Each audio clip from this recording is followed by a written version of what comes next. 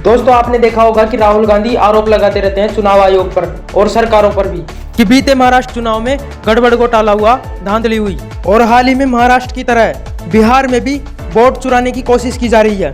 Election commission ही भाजपा का काम कर रहा है। उन्होंने कहा कि अडानी उड़ीसा सरकार चला रहे हैं और जिस तरह से उन्होंने आरोप लगाया है, उन्होंने कहा है कि महाराष्ट्र में चुनाव में मैच फिक्सिंग हुई है और बिहार में भी ऐसा हो सकता है। तो इन आरोपों के बीच हाल ही में चुनाव आयोग ने कुछ दिन पहले राहुल गांधी को बात करने के लिए बुलाया, जो उन्होंने महाराष्ट्र में चुनाव में गड़बड़ी के आरोप लगाए, मैच फिक्सिंग वगैरह।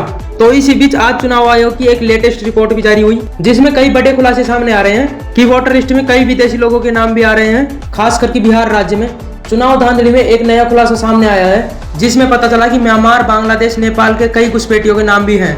चुनाव आयोग की तरफ से SIR लिस्ट जारी की गई, जिसमें ये चौंकाने वाले मामले सामने आए हैं। SIR का मतलब होता है स्पेशल इंटेंसिव रिवीजन। अब ये क्या है, इनके बारे में आपको डिटेल जानकारी मैं बताऊंगा, लेकिन इस बीच कुछ और फर्जीवाड़े के मामले सामने आ रहे हैं। तेजस्वी यादव ने भी आरोप लगाया है कि BLO फर्जी फॉर्म अपलोड कर रहे हैं। चुनाव आयोग की प्रक्रिया तो सिर्फ दिखावा है। तो इन सब आरोप प्रत्यारोप की वजह से चुनाव आयोग की तरफ से आज एक बड़ा फैसला लिया गया और ये फैसला न सिर्फ बिहार राज्य के लिए बल्कि पूरे देश के लिए भी फैसला लिया गया। बिहार की तरह अब पूरे देश में वोटर लिस्ट की जांच की जाएगी और चुनाव आयोग ने बाकायदा इसकी पूरी तैयारी कर ली है। हालांकि 28 जुलाई को सुप्रीम कोर्ट में इसकी सुनवाई होगी, फिर फैसला होगा, क्योंकि इससे पहले भी सुप्रीम कोर्ट ने बिहार चुनाव में वोटर लिस्ट रिवीजन पर सहमति जताते हुए कहा था कि ये वोटर लिस्ट रिवीजन है जो जारी रहेगा। हालांकि सुप्रीम कोर्ट ने चुनाव आयोग को एक निर्देश जरूर दिया था कि लोगों को Aadhaar card, voter ID card, ration card के जरिए भी, अन्य पहचान पत्रों के जरिए भी वोट डालने की इजाजत दी जाए।